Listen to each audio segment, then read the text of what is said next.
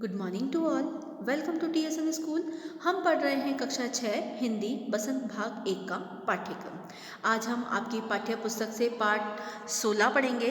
पाठ 16 में आपको तुलसीदास जी द्वारा लिखे गए 2 पद दिए गए हैं, जिसका शीर्षक है वन के मार्ग में। वन के मार्ग में मतलब जंगल के रास्ते में, वन में कौन गया था? श्री रामचंद्र जी गए थे। 14 वर्ष का वनवास मिला था उनको। तो उस वन में जाते समय उन्हें किन किन कठिनाइयों का सामना करना पड़ा, माता सीता जो महलों की राजकुमारी थी उन्हें किस प्रकार से जंगल में जाते समय किन किन कठिनाइयों का सामना करना पड़ा और किन बातों का वह श्री रामचंद्र जी से बखान कर रही हैं। और उनके साथ में और कौन है? उनके भाई लक्ष्मण जी हैं। तो यहाँ पर हम ये जो तुलसीदास जी द्वारा लिखे गए जो सवैये या जो पद हैं उनका वर्णन करते हैं, उनके बारे में पढ़ते हैं कि वन के मार्ग में यानी वन में जाते समय उन्हें किन किन कठिनाइयों का सामना करना पड़ा। तो शुरू करते हैं। पुरते निकसी रघुबीर बधु धीर धीर दे मग में डगद्वे। पुरते ये जो पहला पद है इसमें तुलसीदास जी लिख रहे हैं या तुलसीदास जी बता रहे हैं कि श्री रामचंद्र जी के साथ उनकी वधु अर्थात जो सीता जी हैं, पुरते निकसी रघुबीर बधु। रघुबीर मतलब रघुनंदन यानी जो रामचंद्र जी हैं वो और उनकी वधु अर्थात जो सीता जी हैं अभी अभी नगर से बाहर निकलेंगे। पुरते निकसी, निकसी का मतलब होता है निकलना। अभी अभी नगर से बाहर निकले ही हैं। धरी धीर दे मग में डगद्वे। उन्होंने मतलब धीरे धीरे उनके रास्ते में अपने दोनों पैर धीरे धीरे रखे ही हैं।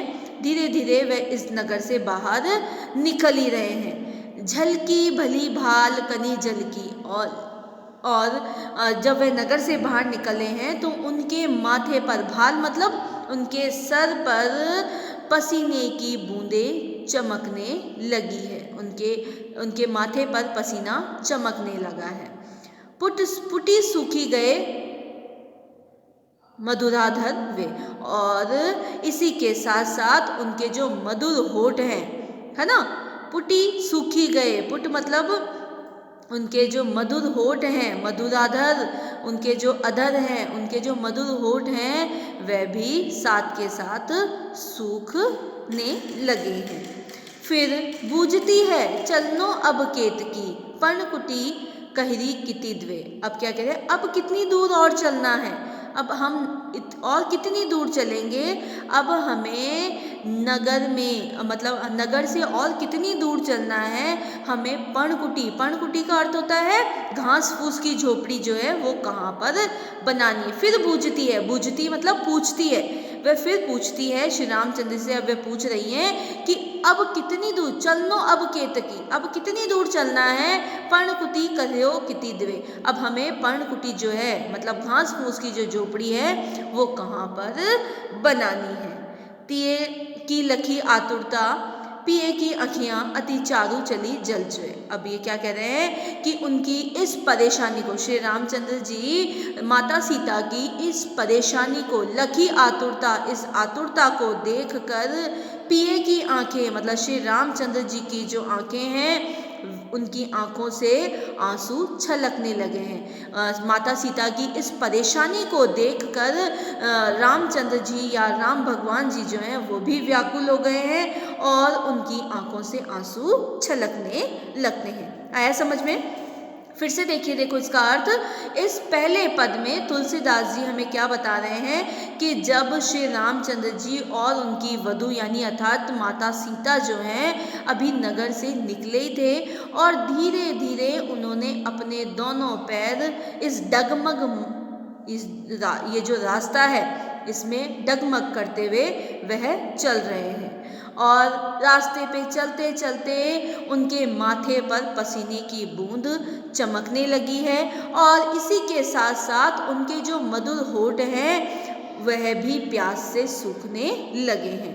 और जब प्यास से उनके होठ सूखने लगे हैं और उनके माथे पर पसीना चमकने लगा है तो फिर वह बूझती है, मतलब फिर वह पूछती हैं कि अब और कितनी दूर चलना है, हम नगर से कितनी और दूर चलकर पर्णकुटी यानी घास फूस की जो झोपड़ी है वो अब हम कितनी दूर चलकर बनाएंगे।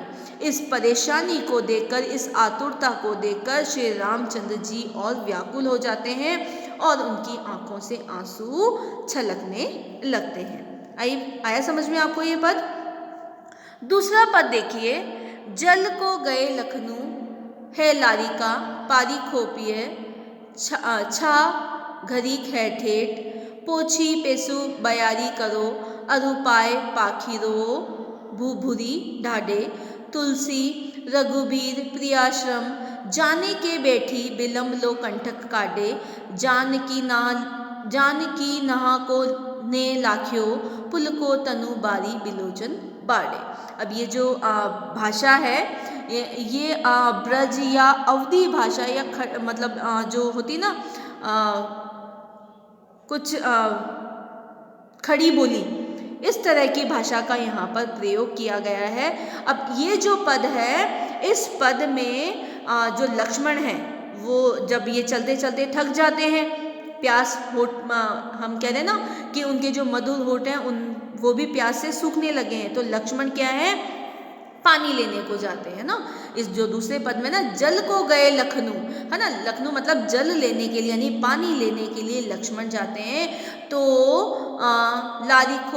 लारिका पारिखो पिय छा धरकी है ठाडे, मतलब जो सीता जी हैं वो श्री राम से कहती हैं कि स्वामी जी आप थक गए होंगे, अतः आप पेड़ की छाया में बैठ जाइए, है ना, पेड़ की छाया में थोड़ा सा विश्राम कर लीजिए। लक्ष्मण जो है पानी लेने को गया है, इसीलिए आप पिए छा धरिक है ना, छा मतलब पेड़ की जो छाया है, ठाडे आप पेड़ की छाया में थोड़ा सा विश्राम कर लीजिए। पोछी पेसो बयारी करो, अब जैसे ही श्री रामचंद्र जी जो है वह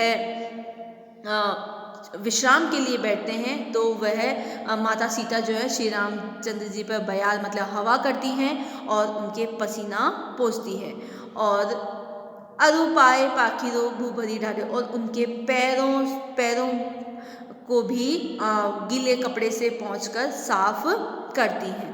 ठीक है, तो इन सभी में मतलब इन सभी चीज़ों को देखकर श्री रामचंद्र जी फिर से व्याकुल हो जाते हैं और वे देखते हैं कि माता सीता कितनी व्याकुल हो रही हैं मेरे लिए, है ना।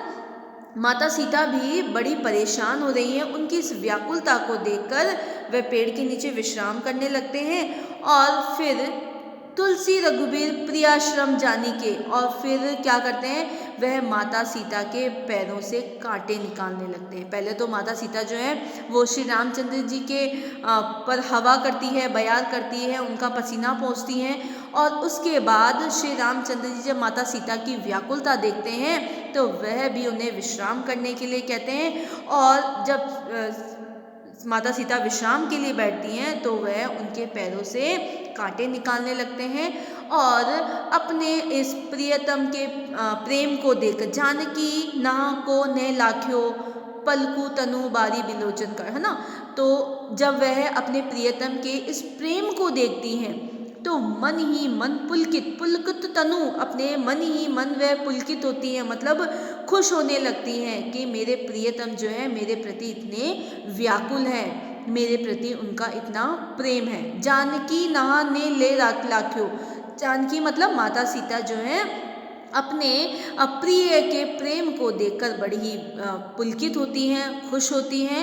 बारी बिलोचन बाड़ो, है ना, और उन्हें लगता है वह इस चीज़ को देखकर हमेशा यही चाहती है कि उनके प्रियतम जो हैं उनके साथ हमेशा इसी प्रकार प्रेम से रहें। अब इस जो ये आपका ये जो पद है आपके जो ये समय हैं वन के मार्ग में, इसमें तुलसीदास जी हमें बता रहे हैं कि किस प्रकार से श्री रामचंद्र जी ने जब 14 वर्ष का उन्हें माता कैकेयी द्वारा वनवास मिला था, उस समय उन्हें किन किन कठिनाइयों का सामना करना पड़ा। जो महलों के राजकुमार, महलों की राजकुमारी थी, उन्हें जंगल में 14 वर्ष तक रहना पड़ा और कंद मूल यानी फल फूल पत्तियां खाकर अपना जीवन बिताना पड़ा। और इन्हीं परेशानियों में रास्ते में भी उन्हें कई परेशानियों का सामना करना पड़ा, लेकिन एक दूसरे की व्याकुलता को देखकर श्री रामचंद्र जी की आंखों में आंसू आ जाते हैं और माता सीता मन ही मन खुश होती है कि उनके प्रियतम उनके प्रति कितने व्याकुल हैं। उनके प्यार को देखकर वह खुश हो जाती हैं। धन्यवाद।